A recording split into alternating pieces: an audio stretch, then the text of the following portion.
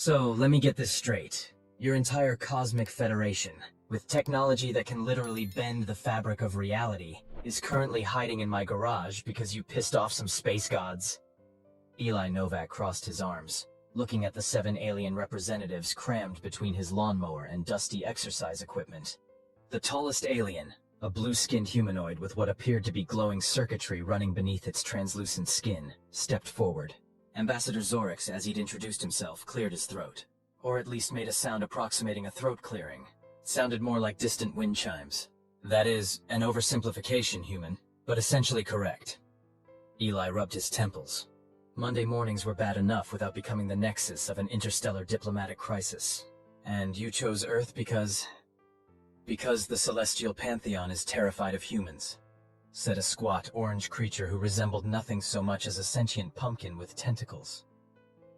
Us? Eli laughed. Have you seen our planet lately? We can barely agree on which side of the road to drive on. Precisely, said Zorix. Your chaotic unpredictability is legendary. The Celestial Pantheon values order, precision, predictability. Humans are, well, you're the cosmic equivalent of throwing a live raccoon into a formal dinner party.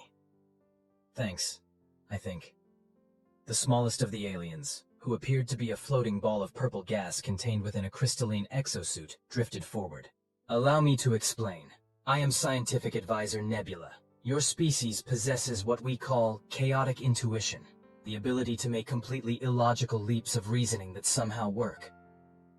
Like putting pineapple on pizza? Eli offered. Exactly. Nebula's gas form swirled excitedly. A decision that defies all culinary logic yet persists. The Pantheon cannot compute such behavior. Eli sighed, looking at his watch. Look, this is fascinating and all, but I have a job interview in 40 minutes. Can we speed this up?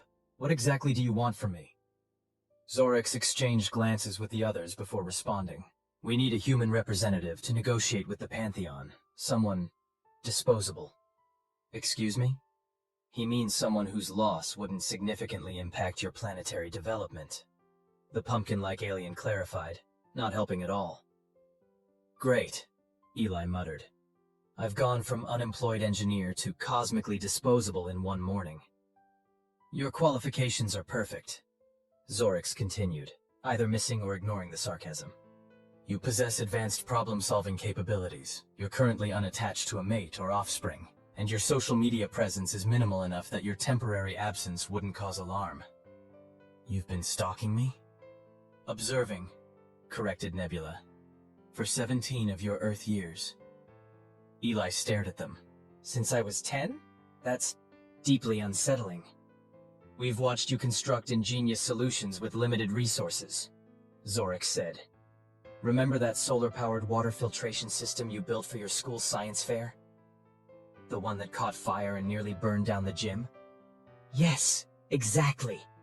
Nebula bobbed excitedly. You created something new, failed catastrophically, yet emerged undefeated. That's so human. Eli glanced at his phone. 35 minutes until the interview. Then he looked back at the aliens hiding in his garage.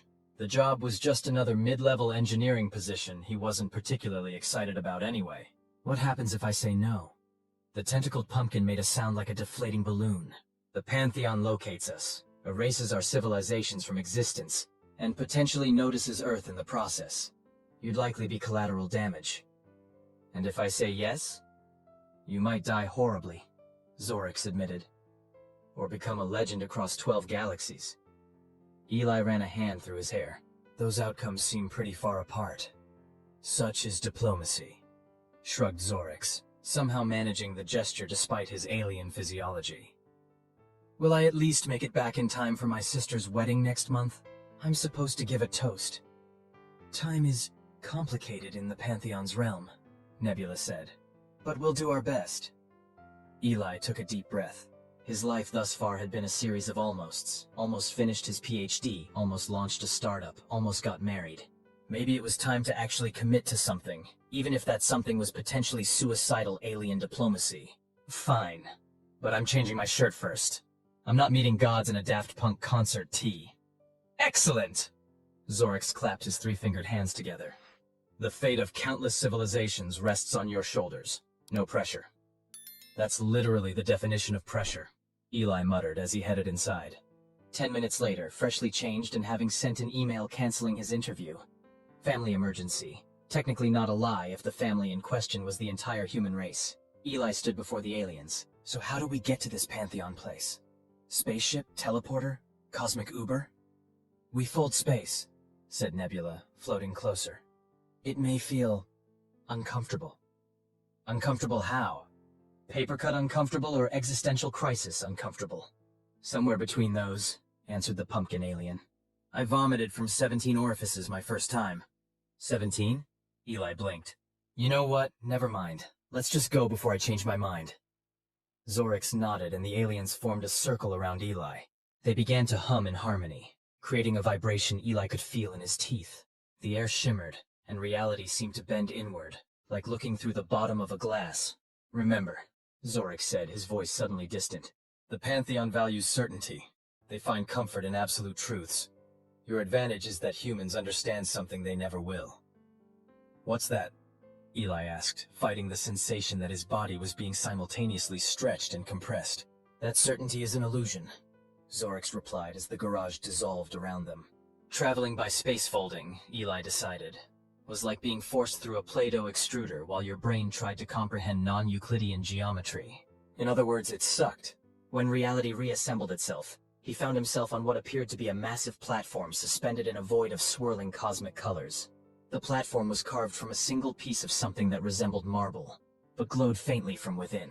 Standing, or in some cases hovering, before them were 7 entities that could only be described as gods. Each took a different form. One a pillar of fire, another a constantly shifting mass of geometric shapes, a third a being of pure light with too many wings to count. But they all exuded the same aura of ancient power and absolute authority. Ambassador Zorix! Boomed a voice that seemed to come from everywhere and nowhere. You dare return after your Federation's transgressions? The voice came from what appeared to be a giant eye floating in a sea of stars, its pupil a swirling black hole. Zorix stepped forward, his luminous skin dimming slightly in what Eli interpreted as fear. Eternal Overseer, we come seeking reconciliation.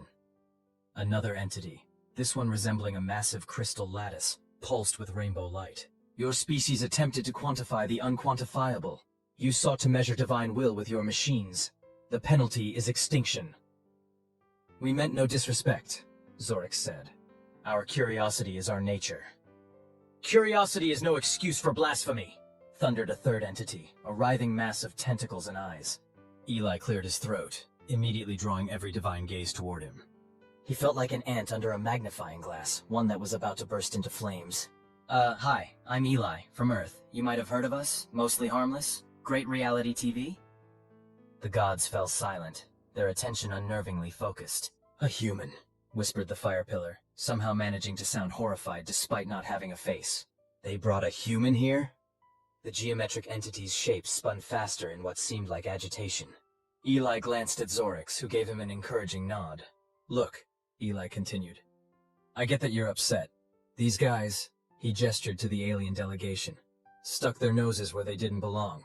But total extinction seems like overkill, don't you think? What if we worked out a compromise? Compromise? The black hole eye widened. Divinity does not compromise. Really? Because where I come from, even our gods do it all the time. Zeus compromised with Hades. Odin made deals. It's kind of a divine tradition. The gods exchanged glances, or whatever passed for glances among entities with non-standard anatomy. Humans do not understand the cosmic order, said the crystal lattice. Your existence is a chaotic aberration. Maybe, Eli admitted. But we understand something you might not, the value of a good mistake. Explain, demanded the eye. Eli took a deep breath. For someone who'd barely passed Philosophy 101, he was suddenly doing a lot of existential heavy lifting. Where I come from, our greatest discoveries happened by accident. Penicillin? Someone forgot to clean their lab. Chocolate chip cookies? Baking mistake. The entire field of radioactivity? Someone left uranium salts on a photographic plate. He was getting into a rhythm now, pacing across the glowing marble as he spoke. These guys' civilizations are like that too. They make mistakes, they learn, they grow. If you erase them, you're erasing all that beautiful potential chaos, all those happy accidents waiting to happen. The gods conferred among themselves in a language that sounded like mathematics having a seizure. Finally, the black hole eye turned back to him. You speak of imperfection as if it were a virtue. It is, Eli insisted. Perfection is static. Imperfection is where all the interesting stuff happens. The geometric entity rearranged itself into a pattern that somehow communicated skepticism. And this justifies their attempt to measure divine essence.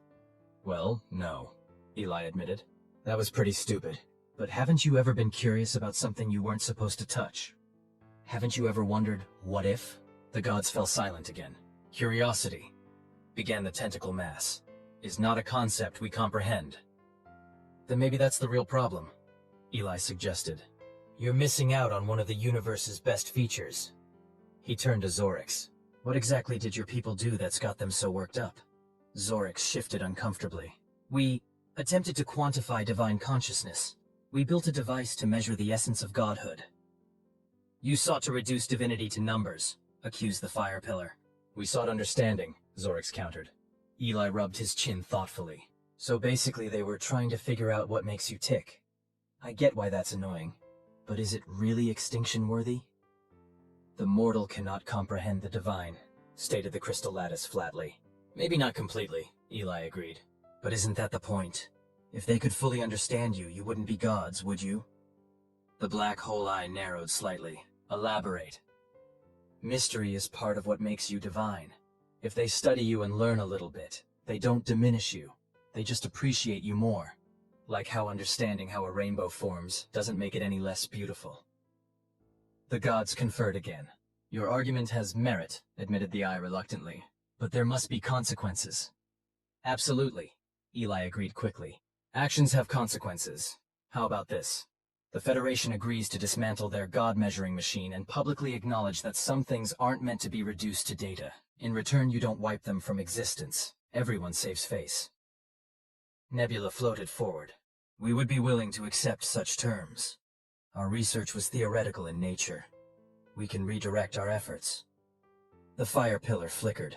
Insufficient. There must be a sacrifice. Eli felt his stomach drop. Right.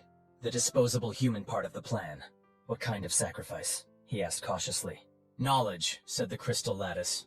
The Federation must surrender all research on divine quantification. Zorix looked relieved. We can agree to that. And, continued the eye, we require a human embassy. Eli blinked. I'm sorry, what? Your kind understands chaos and order in ways we do not. A human representative would provide perspective. The aliens all turned to stare at Eli. Wait, you want me to stay here? As what, your court jester? Your chaos consultant?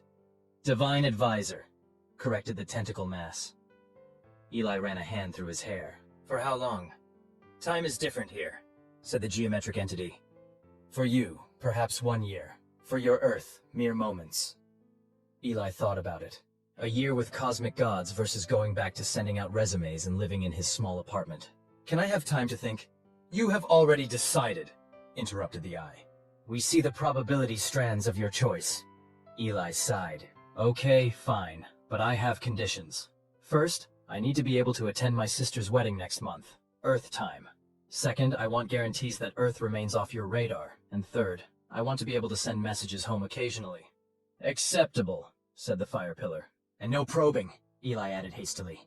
I've seen the movies. No anal probes, no memory wipes, no weird experiments. We are not interested in your digestive tract, said the crystal lattice, somehow managing to sound offended. Zorix stepped forward. Then we have an agreement? The Federation is spared? The Pantheon agrees to these terms, confirmed the eye. The human stays. The Federation surrenders its divine research. Balance is maintained. The pumpkin alien waddled over to Eli. Thank you, it said in a surprisingly soft voice. You have saved trillions of lives today. Eli nodded. Just doing what humans do best, making it up as we go along. Zorix approached next. We did not mislead you entirely about being disposable, but we knew you possessed something rare, even among humans. What's that? The ability to see multiple perspectives simultaneously. To hold contradictory ideas in your mind without rejecting either. It is uncommon. Eli shrugged. I call it being indecisive, but I'll take the compliment. As the aliens prepared to depart, Nebula floated up. We will return for you when your service is complete, and your people will know of your sacrifice. Please don't tell them I'm an embassy, Eli said. It sounds like I'm either a building or a brand of cigarettes. The aliens began their humming, and the air shimmered around them. Just before they vanished, Zorix called out, Remember, they understand everything except uncertainty. That's your advantage. And then they were gone, leaving Eli alone with 7 cosmic gods who were apparently terrified of his species. So, he said, turning to the divine entities with his best attempt at a confident smile, Who's going to show me to my quarters? And please tell me you have coffee here. As it turned out, the gods did not have coffee. This was the first item on Eli's growing list of things to import from Earth. The list already included books, music, decent toilet paper. The divine equivalent was disconcertingly sentient, and hot sauce. His quarters were a pocket dimension that responded to his thoughts, which had proven problematic during his first night when he'd had an anxiety dream about quicksand and woken up neck-deep in the stuff. He was getting better at controlling his subconscious manifestations, though occasional stray thoughts still materialized. Just yesterday, an idle memory about his college roommate's pet ferret had resulted in a small army of the creatures appearing during a divine council meeting. It had been 3 weeks in Pantheon time, supposedly seconds on Earth, though Eli remained skeptical about the conversion rate. His role as divine advisor mainly consisted of explaining human concepts that baffled the gods. Sarcasm, fiction, fashion, and most recently memes. I still do not understand, said the fire pillar, which Eli had named Flamey in his head. The gods didn't use names, considering them limiting. Why would humans create images that deliberately convey false information for humorous effect? Eli was attempting to explain the "is this a pigeon" meme to the assembled Pantheon. It's about the absurdity of misidentification, he explained. The humor comes from the confidence of being absolutely wrong. Wrongness cannot be humorous, insisted the geometric entity, whom Eli called Shapes. Sure it can. Being wrong in a spectacular way is hilarious. Haven't you ever made a mistake so magnificent it circled back around to being impressive? Gods do not make mistakes, declared the black hole eye, big eye in Eli's mental roster. And that, Eli said, pointing dramatically, is exactly your problem. No offense, but perfect certainty makes for terrible comedy, and terrible innovation. The tentacle mass, Squiggles, undulated thoughtfully. Explain how errors lead to progress. Eli was getting used to these philosophical detours. Okay, take evolution, my species' main operating system. Every beneficial adaptation started as a mutation, essentially a copying error in DNA.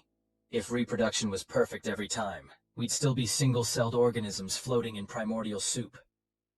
Your existence is predicated on flaws, summarized the crystal lattice, Crystal. I prefer to think of it as creative problem-solving, Eli countered. Humans thrive because we're adaptable. We make mistakes, we learn, we change course. Big Eye's pupil contracted. This approach is inefficient. Wildly, Eli agreed. But efficiency isn't everything. Sometimes the scenic route leads to better destinations. The gods digested this in silence. Eli had noticed they did this often after his explanations, retreated into divine contemplation to process new concepts. It was like watching supercomputers run particularly challenging algorithms. Finally, Flamey flickered. We have been monitoring your Earth through temporal observation. Your species faces many self-created crises. That's us, Eli sighed. Masters of the own goal. Yet you do not intervene, Squiggles observed, directing this comment to Eli as if he personally was responsible for divine policy. Me? I'm just one guy. I can barely intervene in my own life decisions, let alone planetary crises. Not you specifically, clarified Crystal. Your Pantheon, your gods. Eli hesitated. This was delicate theological territory. Well, there's considerable debate about whether our gods exist, and if they do, how much they intervene. Debate? Big Eye seemed genuinely confused. Either they exist or they do not. Maybe in your reality, Eli said. In ours, it's more complicated. Faith exists in the space between knowing and not knowing. Inefficient, declared Shapes. But beautiful, Eli countered. There's something profound about believing without certainty. It's called faith for a reason. Your species willingly dwells in uncertainty. Flamey's flames dimmed slightly, as if troubled. Yet this is also the source of your strength. Now you're getting it, Eli grinned. We're walking contradictions. We can hold completely opposite ideas simultaneously. We can hope for the best while planning for the worst. We can love and hate the same person. We're quantum beings, existing in multiple states until observed. Fascinating and disturbing, commented Squiggles. Eli stretched, his back cracking. Even in a pocket dimension, sitting too long made him stiff. Speaking of Earth, I need to check in about my sister's wedding. It's coming up soon in my timeline. The gods exchanged their equivalent of glances. There is a difficulty, said Big Eye. Temporal coordinates are misaligned. Meaning? Eli prompted, a sense of dread building. The event you call sister's wedding occurred approximately 3 Earth days ago, explained Crystal. What? Eli jumped to his feet. You promised I could attend. You said time was different here, but that hardly any would pass on Earth. An unexpected temporal fluctuation, Flamey said, not sounding particularly apologetic. Cosmic background radiation interfered with our calculations. Bullshit, Eli snapped, forgetting momentarily that he was addressing divine entities. You're gods. You don't miscalculate. Even divinity has limitations, Shapes said. Or maybe you just didn't care enough to keep your promise, Eli challenged. You know what humans call entities that make agreements and then break them? Untrustworthy. The temperature in the pocket dimension dropped noticeably. You question our honor? Squiggles' tentacles writhed agitatedly. I question your understanding of what this means to me, Eli said, his voice quieter but no less intense. That wasn't just any event. That was my sister's wedding. I promised her I'd be there. I was supposed to give a toast. She's going to think I abandoned her on the most important day of her life. The gods conferred in their mathematical language. We did not anticipate the emotional significance, admitted Big Eye finally. Of course you didn't, Eli said bitterly. You don't understand uncertainty, which means you also don't understand loss. When something can never be lost, its value is diminished. A heavy silence fell over the pocket dimension. This concept requires contemplation, declared Crystal after a moment. Contemplate away, Eli said, turning his back on the gods, a gesture of dismissal that would have been unthinkable weeks ago. I need some time alone. In his anger and disappointment, he didn't notice the subtle shift in the divine energies around him, something almost like respect. 3 days later, by his own reckoning, time remains stubbornly relative in the Pantheon realm. Eli was still giving the gods the cold shoulder. He'd retreated to his pocket dimension, which he'd mentally redecorated to resemble his favorite coffee shop back on Earth, complete with the perpetually broken ceiling fan and the barista who always spelled his name wrong. He was nursing a thought-manifested latte when Big Eye appeared, or rather, a much smaller version of the cosmic entity, roughly the size of a basketball. We have been discussing your situation, the Eye announced without preamble. Good for you, Eli muttered, taking a sip. The coffee wasn't quite right. Thought manifestations never captured the subtle imperfections that made real things real. We have reached a conclusion that may be of interest. Despite himself, Eli looked up. I'm listening. Temporal manipulation is possible. We can send you back. Eli set down his coffee. Back? To Earth? To before the wedding? Correct. The pupil dilated slightly. However, there are limitations. Of course there are, Eli sighed. Let's hear them. First, your return would create a temporal fork, a divergent timeline. The events of the original timeline would remain. Your sister's wedding proceeded without you there. But in the new timeline, I could attend. Yes. Eli considered this. So my sister would still have the memory of me missing her wedding in one timeline? That doesn't fix anything. Second limitation? Big Eye continued as if he hadn't spoken. Your return would be temporary. Approximately 72 Earth hours. Then you must return here to fulfill your contract. So I get a weekend pass, basically. Essentially. And the third limitation? There's always a third. The Eye's pupil contracted to a pinpoint. You would need to convince your other self to take your place when you return. Eli blinked. I'm sorry, what? The temporal fork creates a duplicate. One Eli Novak who never left Earth, and you, the Eli Novak who has spent time with the Pantheon. Both cannot exist in the same timeline permanently. So I have to convince myself to come back here and be your divine consultant while I stay on Earth? Correct. Eli laughed hollowly. That's going to be one hell of a conversation. Hey, other me. How would you like to abandon your life to go hang out with some cosmic entities with god complexes? We do not have complexes. We are actual gods, Big Eye corrected, apparently missing the joke. Whatever. Eli ran a hand through his hair. Why offer this now? You didn't seem particularly concerned about my feelings when you let me miss the wedding in the first place. The eye did something unexpected. It blinked, a gesture Eli had never seen before from the entity. Your concept of loss has implications. We are studying it. You're using my emotional trauma as a research project? Not precisely. We are experimenting with compromise. Eli stared at the cosmic entity floating before him. Are you saying you're trying to learn from me? That this whole divine advisor thing is actually working? The Pantheon evolves, though at a pace incomprehensible to mortals. Huh. Eli leaned back in his chair. So you're actually taking my advice about embracing uncertainty? We are considering it. This offer is a practical application. Eli thought about it. The chance to attend his sister's wedding, to not be the brother who inexplicably disappeared. But there was a catch the size of a supernova, convincing another version of himself to take his place. How exactly do you expect me to persuade my other self to do this? That is uncertain, Big Eye said, with what Eli could have sworn was a touch of humor. You are the expert in human persuasion. Eli couldn't help but smile slightly. Was that a joke? Did you just make a joke? Humor remains inefficient, but occasionally useful. Progress. Eli nodded. All right, I'll do it. Send me back, and I'll figure out how to convince myself to take a cosmic sabbatical.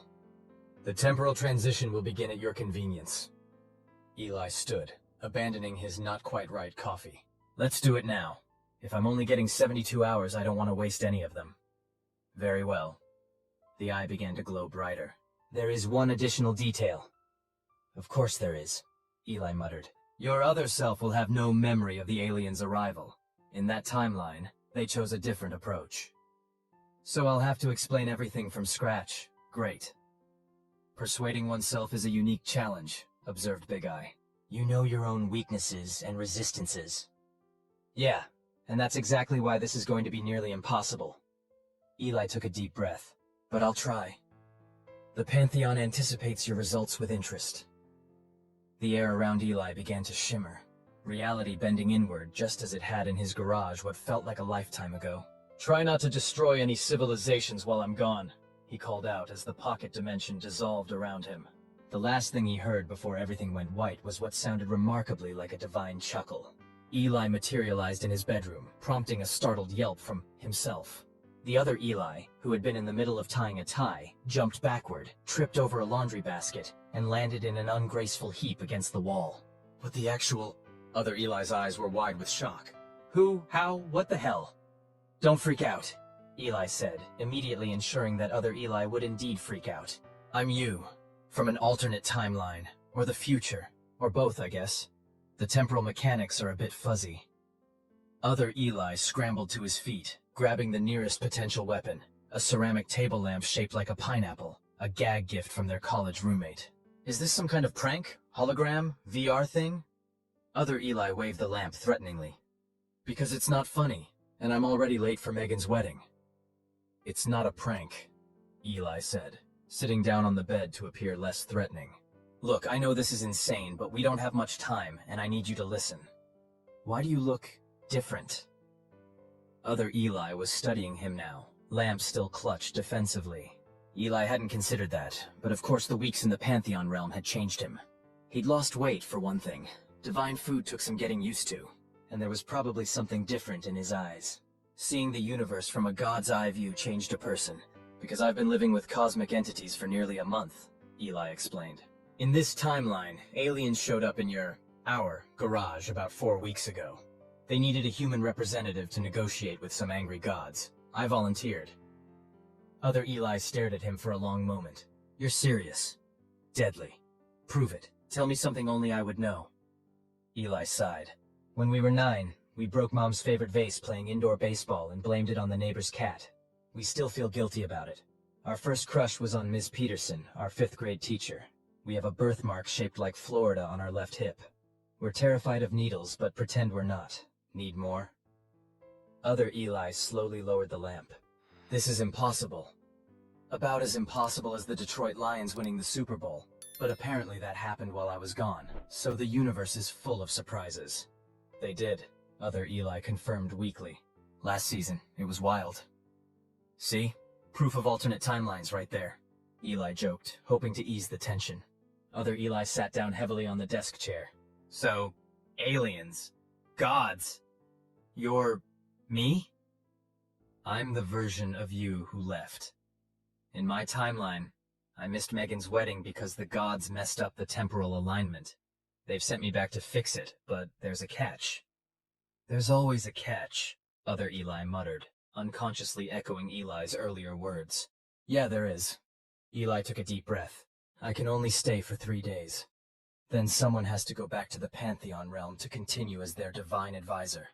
They're offering a trade. I attend the wedding, you take my place with the gods. Other Eli let out a sharp laugh. You're kidding, right? You want me to abandon my life to go hang out with some cosmic entities with god complexes? Eli winced at hearing his own words thrown back at him. They don't have complexes. They're actual gods, he said, then smiled. Sorry, inside joke. This is insane. Other Eli stood up and resumed tying his tie with shaking hands. I'm going to Megan's wedding. You should probably see a doctor, or an exorcist. Wait, Eli said urgently. I can prove it. Ask me something about the future. Your future. This timeline's future. Fine. Who wins the NBA championship this year? Eli grimaced. I don't know. I've been a bit busy with cosmic diplomacy to keep up with sports. But I can tell you that in about 30 seconds your phone is going to ring. It'll be Megan, checking to make sure you're on your way. Other Eli looked skeptical but checked his watch. They both stared at the phone sitting on the nightstand. 29 seconds later, it lit up with Megan's face and "Wedding Day" flashing on the screen. That could be a coincidence, Other Eli said weakly, but his voice lacked conviction. Answer it, Eli urged, and don't mention me. Other Eli picked up the phone. Hey, Megs. Yeah, I'm almost ready. No problems, just finishing up with my tie. The toast? Got it right here. He patted his jacket pocket. See you soon. Love you too. He hung up and stared at Eli. Okay, you have my attention, but I'm still going to the wedding. So am I, Eli said firmly. That's the whole point. In my timeline, I missed it. The gods are giving me a chance to fix that, by creating this branched timeline where I can attend. But afterward, you expect me to just... what? Disappear into space godland while you take over my life? Eli winced. When you put it that way, it sounds terrible. Because it is terrible! Other Eli threw his hands up. Why would I ever agree to that? Because... Eli hesitated. Why would he agree to it? What could possibly convince someone to abandon their entire existence? Then it hit him. Because it's the most amazing experience you'll ever have. You'll see things no human has seen before. You'll influence cosmic entities. You'll literally help shape reality. Other Eli's expression flickered with something. Curiosity, perhaps. Eli recognized it. It was the same look he got when presented with an impossible engineering challenge. And, Eli continued, pressing his advantage, our life here? Let's be honest. You just canceled a job interview for a position you weren't excited about. Your startup plans are stalled. You live in this mediocre apartment. When was the last time you did something that actually mattered? Low blow, Other Eli muttered. It's not a blow, it's the truth. And who better to deliver it than yourself? Eli stood up. Look, we've got to get to Megan's wedding. We can talk more afterward, but think about it. What matters more? Being safe and ordinary, or taking a risk that could change everything? Other Eli was silent for a long moment. We both go to the wedding? Won't people freak out seeing double? I'll hang back. Stay out of sight. I just need to be there, even if I'm watching from a distance. Other Eli adjusted his tie with a resigned sigh. This is without a doubt the weirdest conversation I've ever had, and I once discussed quantum physics with our dentist while high on laughing gas. I remember that, Eli grinned. He still sends us articles about string theory. Come on then, Other me. Other Eli grabbed his jacket. Let's go to our sister's wedding. We can figure out this cosmic timeshare situation later. As they headed out, Other Eli paused at the door.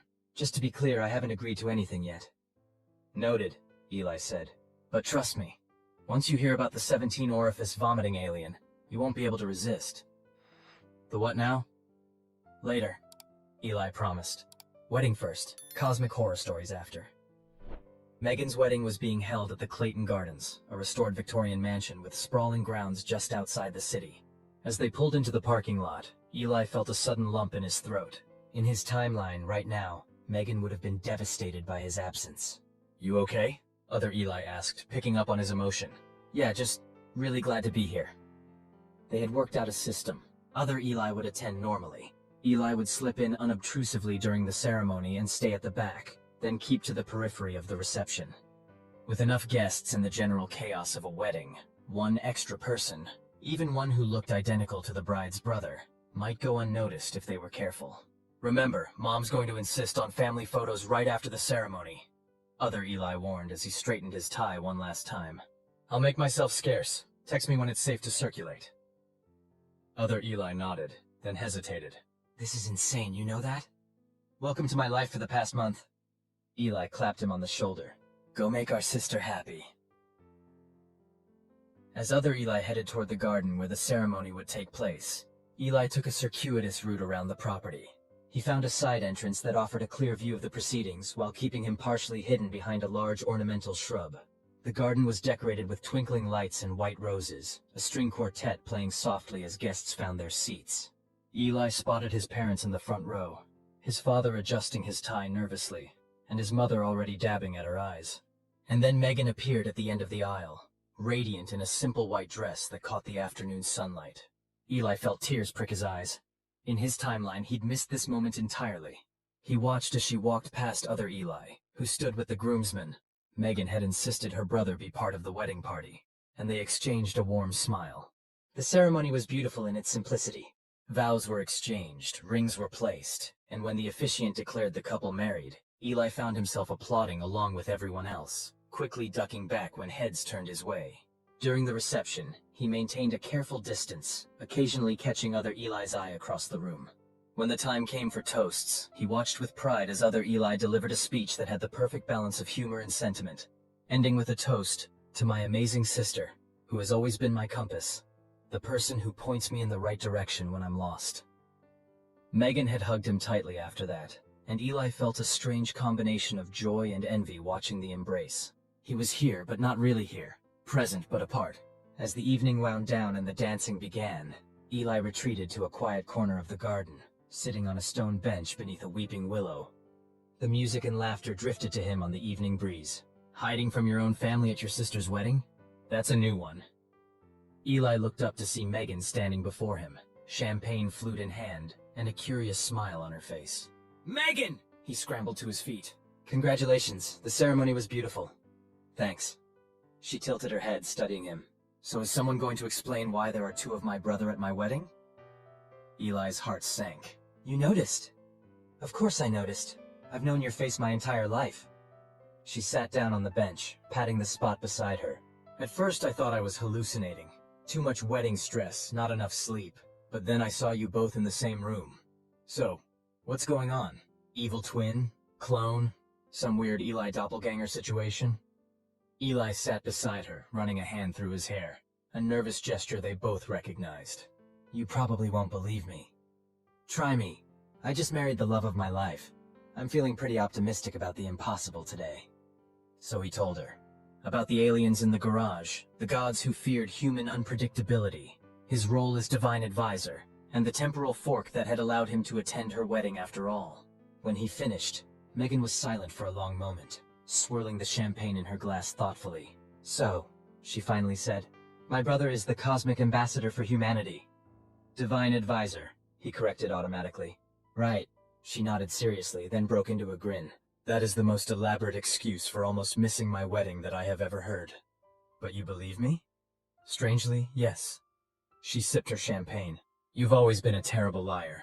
And the other you, the you who's been here all along, he's been acting weird all night. Keeps looking over his shoulder, checking his phone. Now I know he's been looking for you. I'm really sorry about the other timeline, Eli said. The one where I missed this. Hey. She put her hand over his. You're here now. That's what matters. I have to go back, in 3 days. I figured there was a catch. She bumped his shoulder with hers. So, which you is going back? You or the other you? That's the problem. The gods want the other me. The one who hasn't experienced the Pantheon yet. But I don't know if I can convince him to go. Megan laughed softly. Of course you can. What makes you so sure? Because I know you, Eli. Both of you. You've always been searching for something bigger than yourself. You want to matter, to make a difference. She gestured around them. What better way than literally advising gods? Before Eli could respond, other Eli appeared, slightly out of breath. There you are. People are starting to... Megan, what are you doing here? Talking to my other brother, apparently. She stood, straightening her dress. You two have a lot to discuss. But first, I'm stealing this one for a dance. She pointed at Eli. The universe owes me that much. She held out her hand and Eli took it, following her back toward the reception. Over his shoulder, he called to other Eli. I'll explain everything later. As they reached the dance floor, Megan leaned in and whispered, For what it's worth, if I had to choose which of my brothers should go talk to the space gods, I'd pick the one who's already got experience. Thanks for the vote of confidence, Eli said dryly. Just being practical, she smiled. Now shut up and dance with me. It's not every day a girl gets 2 dances with her favorite brother. We're your only brother, Eli pointed out. Not anymore, she winked. The rest of the evening passed in a blur of careful navigation and close calls. At one point, Eli nearly ran into his mother coming out of the restroom and had to duck into a supply closet. Another time, his Uncle Jim mistook him for other Eli and started an in-depth conversation about cryptocurrency that Eli barely escaped from. By the time the reception wound down, Eli was exhausted from the emotional and logistical gymnastics of attending a wedding as his own doppelganger.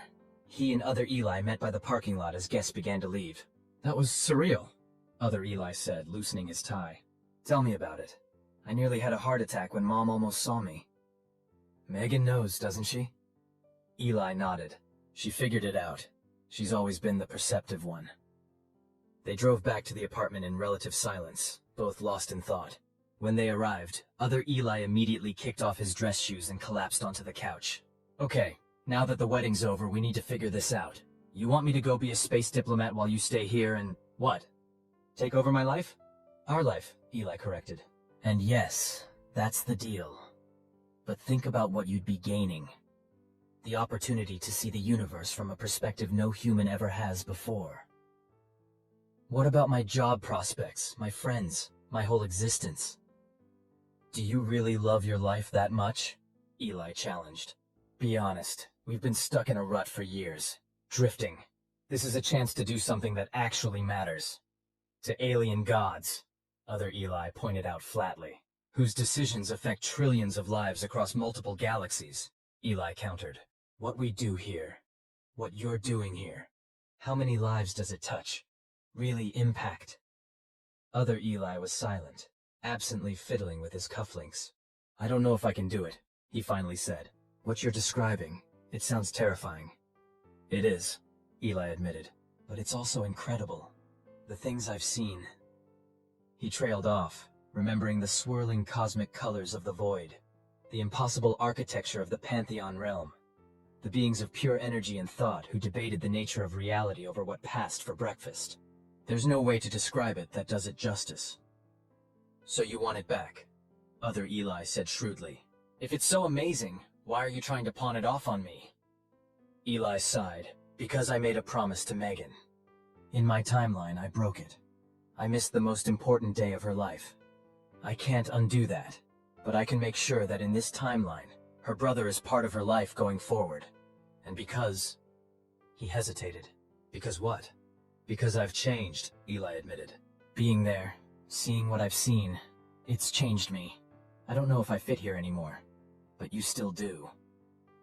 Other Eli studied him for a long moment. You really believe this is better for everyone, don't you? Me there, you here? I do. And if I refuse? Eli had been dreading this question. Then in 3 days I go back. The timeline stabilizes. Everything continues as it was. You live your life, none the wiser about cosmic gods and alien federations. And Megan? The others? They'd never know this happened.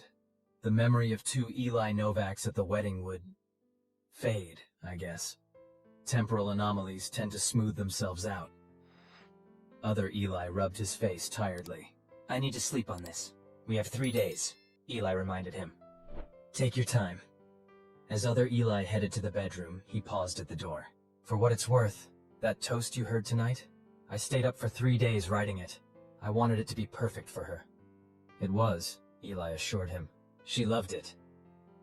After other Eli disappeared into the bedroom, Eli settled on the couch, pulling a throw blanket over himself.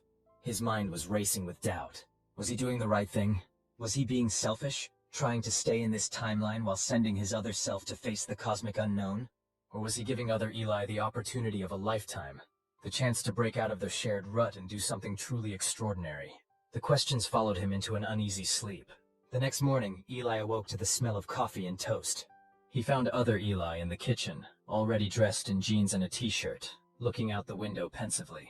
Made you breakfast, other Eli said without turning around. I figured if anyone knows exactly how I like my coffee, it would be me. Thanks. Eli accepted the mug gratefully. Sleep well? Not really. Kept having dreams about cosmic eyes watching me. Yeah, that happens, Eli admitted. Big eye, that's what I call the one that looks like a black hole. Has that effect on people? You named the gods? Other Eli raised an eyebrow. They don't use names themselves, consider them limiting, so I had to call them something. There's also flamey, shapes, crystal, and squiggles. Squiggles? Tentacles and eyeballs. Lots of them. Think Lovecraft, but with better fashion sense. That actually got a laugh out of other Eli, which Eli counted as progress. I've been thinking, other Eli said, turning serious again. I have questions. Shoot. First, is it dangerous? Eli considered this. Not physically, no. They need me, us, alive and well to do the job. Mentally, it's challenging. These are beings that think on cosmic scales. Their ideas of right and wrong, important and trivial, they're different. Second, what exactly would I be doing there? Teaching them about humanity, about uncertainty, creativity, chaos. They're fascinated by us because we're so unpredictable. We make decisions that defy logic but end up working anyway. We create art that serves no practical purpose. We value things based on emotion rather than utility. All of that baffles them. And they listen to you? To us? Increasingly, yes. They're ancient and powerful, but not unchangeable. That's what I've discovered. They can learn, adapt. They're just slow at it. Cosmic refrigerator temperature takes eons to adjust. Other Eli sipped his coffee thoughtfully. And my third question. What happens to Earth if I say no? If you go back instead of me? This was the hardest question, because Eli wasn't entirely sure of the answer. Nothing immediately, he said carefully. But long term, the gods have been keeping Earth off their intervention list because of our arrangement. Without a human advisor, or with one who's already been there like me, I don't know if that protection continues. So you're saying the fate of humanity might depend on this decision? I'm saying it's possible, Eli admitted. The Pantheon's attention is usually focused elsewhere, but now that they know about us, they're curious, and their curiosity can be destructive. Other Eli set down his coffee mug with a decisive clink. Show me. Show you what? Something. Anything. Proof. You've been to this cosmic realm. You must have brought something back. Learned something. Have some kind of evidence beyond just looking slightly more haggard than me. Eli thought for a moment, then nodded. Okay. There is one thing. He closed his eyes and concentrated, reaching for the fragment of cosmic awareness that had seeped into him during his time with the Pantheon. It was like flexing a muscle he hadn't known he had before meeting the gods. When he opened his eyes again, they were glowing with a faint luminescence, and tiny patterns of light, like circuitry, briefly appeared beneath his skin. Holy shit! Other Eli stumbled backward, nearly dropping his mug. What the hell is that? Side effect of living in a pocket dimension, Eli explained, letting the energy fade. The gods exist partially outside normal physics. Spend enough time with them, and some of that rubs off on you. It's temporary in this realm, but it's proof. Other Eli stared at him, coffee forgotten. Can you do anything else? Move things with your mind? Predict the future? No telekinesis, sorry. As for prediction, not exactly, but I can sometimes see probability strands. Like right now, there's a 78% chance you're going to ask me to do that again, and a 22% chance you're going to run out of the apartment screaming. Other Eli's mouth opened, then closed. I was going to ask you to do it again. I know, Eli smiled. Cosmic party trick. This is real, Other Eli said, more to himself than to Eli. This is actually real. Very real, and very important. Other Eli was quiet for a long moment, digesting this. I need to see more, talk more. Before I decide anything, I want to understand exactly what I'd be getting into. That's fair, Eli nodded. We have 2 more days. Ask me anything. And so began what Eli would later think of as the strangest job interview in history. One man trying to convince himself to become the advisor to cosmic gods. The second day was spent with Eli answering an endless stream of questions. They'd moved operations to the local park to avoid being cooped up in the apartment, and now sat on a bench overlooking the duck pond. So these gods, they created the universe? Other Eli asked, tossing a piece of bread to an eager mallard. No, they emerged from it. They're more like personifications of cosmic forces, principles given consciousness. And they didn't know about Earth until recently? They knew we existed, but we weren't interesting to them. Just another sentient species on just another planet. But then they noticed our unpredictability, our chaotic intuition, as Nebula called it. We don't follow the patterns they expect. And that scares them? Fascinates and terrifies them simultaneously, Eli confirmed. Like watching a horror movie through your fingers. Other Eli pondered this. What's the food like? Eli laughed at the unexpected question. Terrible at first. They don't need to eat in the way we do. They absorb cosmic energy or something. But they created food analogs for me. Imagine eating the concept of a hamburger rather than an actual hamburger. That bad? I've been teaching them. They're getting better. Crystal's attempt at pizza last week was almost edible. They spent hours like this, with Other Eli asking questions that ranged from the profound, do they have a concept of mortality, to the mundane, is there Wi-Fi? By sunset, they'd migrated to a local diner, where Other Eli was on his 3rd cup of coffee and still asking questions. What about other humans? Am I the only option, or could they just grab someone else if I say no? Eli hesitated. Technically, they could choose another human, but they've been observing us, you for years. They know your mind, your problem-solving approach. It would take time to identify and vet another candidate. So no pressure, Other Eli said dryly. Look, Eli leaned forward. I'm not going to lie to you. It's a huge ask, and if you say no, I'll go back. I'll do my best to continue the work, but... But what? But I think you'd be better at it. Other Eli raised an eyebrow, then tapped. Why? We're the same person. We were, Eli corrected. But I've changed. Spending time with the Pantheon. It alters your perspective. I've started thinking more like them in some ways. Seeing patterns where I used to see chaos. You're still fully human in your thinking. That's valuable to them. So I'd be better because I'm more ignorant? Because you're more human, Eli corrected. Fresh eyes, new perspectives. Other Eli stirred his coffee absently. And there's no way both of us could stay in this timeline, or both go back. The gods were clear about that. The temporal fork is unstable with duplicate versions of the same person. Eventually something would give. And by give, you mean reality distortions, potential collapse of the timeline, possibly some light molecular disintegration. Light molecular disintegration, Other Eli repeated flatly. Sounds painful. More than a little, Eli agreed. They fell silent, the weight of the decision hanging between them. I need to sleep on it, Other Eli finally said. One more night, Eli nodded. One more night. On the morning of the 3rd day, Eli awoke to find Other Eli already up, dressed, and sitting at the kitchen table with a determined expression. I've made my decision, he said without preamble. Eli poured himself a cup of coffee from the pot Other Eli had already made. And? I'll do it. Despite having spent 2 days trying to convince him, Eli was surprised by the sudden certainty. Just like that? I've been thinking about what you said. About being stuck in a rut. About making a difference. Other Eli looked up, meeting his eyes directly. You were right. What am I doing here that really matters? Working jobs I don't care about? Planning a startup that never quite launches? At least there, I'd be doing something no one else can do. Eli sat down across from him. It won't be easy. Neither is being stuck in existential limbo. Other Eli countered. Besides, I did some thinking about what you've told me. These gods, they need to understand humans better if they're going to coexist with us peacefully. I'm good at explaining things. It's what I do. You're sure about this? No, Other Eli admitted with a small smile. But that's the point, isn't it? Embracing uncertainty, taking a leap of faith. Isn't that what makes us human? Eli felt a surge of pride, and perhaps a touch of envy. When did we get so philosophical?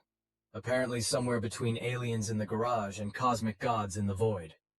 They both laughed, a strange moment of harmony between two versions of the same person. So how does this work? Other Eli asked. Do we click our heels together 3 times and say, there's no place like a pocket dimension? Not quite. The transfer happens at midnight. The gods will create a portal. Probably right here in the living room, so we should move the coffee table. Midnight, of course. Very dramatic. Gods have a flair for the theatrical. Eli shrugged. In the meantime, is there anything you want to do? Your last day on Earth for a while? Other Eli thought about it. I'd like to see Megan. Say goodbye, even if she won't know why. Call Mom and Dad. And maybe get a really good burger. From what you've told me about the food situation, I should enjoy my last one. All doable, Eli nodded. And I'd suggest packing light. Most physical objects don't translate well to the Pantheon realm anyway. What should I bring? Books. They love those. Music. They're fascinated by it. And maybe some photos. It helps to have reminders of why you're there, who you're representing. Representing humanity, Other Eli said softly. No pressure. If it helps, they already think we're fascinating. You don't have to impress them, just help them understand us. They spent the day checking items off Other Eli's impromptu bucket list. They visited a local burger joint renowned for its half-pound monstrosities, called their parents for a casual chat that felt poignant with the hidden context, and finally, stopped by Megan's new apartment to congratulate her one more time on the wedding. She'd been surprised to see them both together openly, but had quickly adjusted, treating them as if having 2 identical brothers was perfectly normal. So tonight's the big switch, huh? She asked as they sat in her living room, her new husband conveniently out picking up dinner. You make it sound like we're trading baseball cards, Other Eli said. Aren't you, though, just with lives instead of cards? Other Eli smiled ruefully. I guess we are. Are you scared?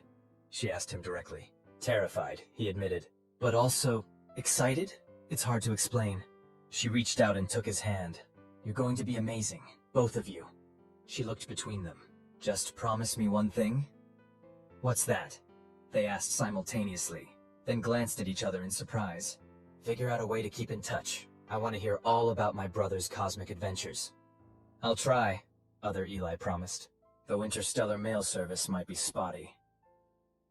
As they left Megan's apartment, the sun was setting, casting long shadows across the city.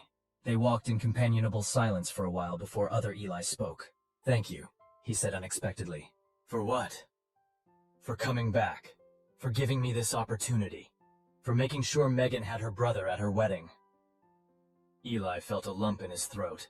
Well, technically, we're both her brother. You know what I mean. They did. At precisely midnight, the air in the living room began to shimmer. Other Eli stood ready, a small backpack containing his chosen items slung over one shoulder. Any last advice? He asked, his voice steady despite the obvious tension in his shoulders. Remember that they think in absolutes, Eli told him. Your greatest value is showing them the in-between spaces, the maybes, the perhapses, the beautiful uncertainties. Got it. Embrace the gray areas. And watch out for Squiggles.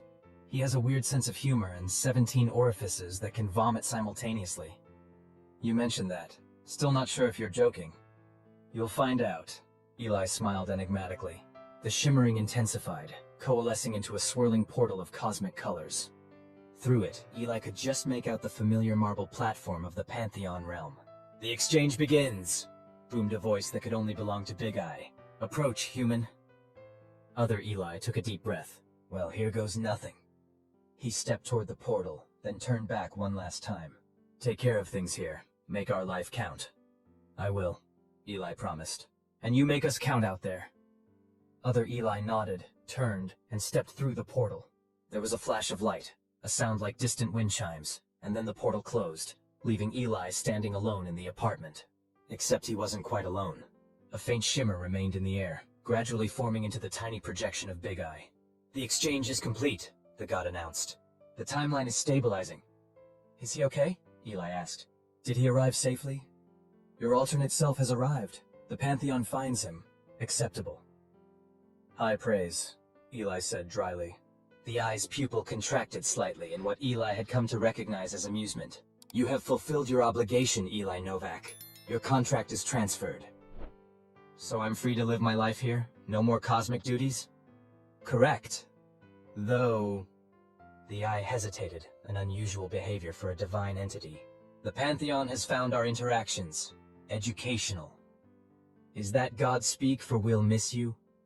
Gods do not experience sentimentality, the eye stated, but there was something almost like warmth in its cosmic voice. However, your chaotic intuition has proven valuable. Thanks, I think. A final observation, Eli Novak. Yes? Your willingness to sacrifice for your sister, to create a timeline where you could fulfill your promise. This exemplifies the human quality that most perplexes us. Which is?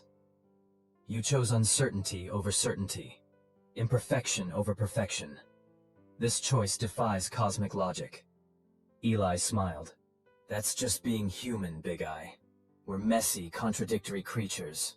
We make illogical choices based on love, on hope, on the off chance things might work out. That's our superpower. Perhaps. The eye began to fade. Your alternate self has much to teach us. He does, Eli agreed. And I have a life to live here. Farewell, Eli Novak. The Pantheon will be watching. That's not creepy at all, Eli muttered. The eye's final words came as a whisper. Uncertainty is not without its merits. And then it was gone, leaving Eli truly alone. He looked around the apartment, his apartment now, and felt a strange mixture of emotions. Relief, gratitude, a touch of loss, and something new, possibility. His phone buzzed with a text from Megan. Did it work? Yes, he typed back. I'm here to stay.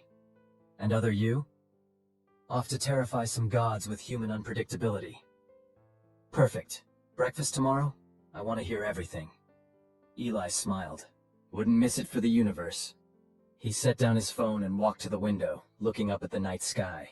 Somewhere out there, beyond the stars, another version of himself was beginning the strangest job interview in cosmic history. And here, on Earth, he had been given something precious, a second chance. Good luck out there, other me, he whispered to the stars. Show those gods what humanity is made of. As if in response, a shooting star blazed briefly across the sky, or perhaps it was just a cosmic wink from a being with too many eyes to count. Either way, Eli Novak smiled, embracing the beautiful uncertainty of it all. The end.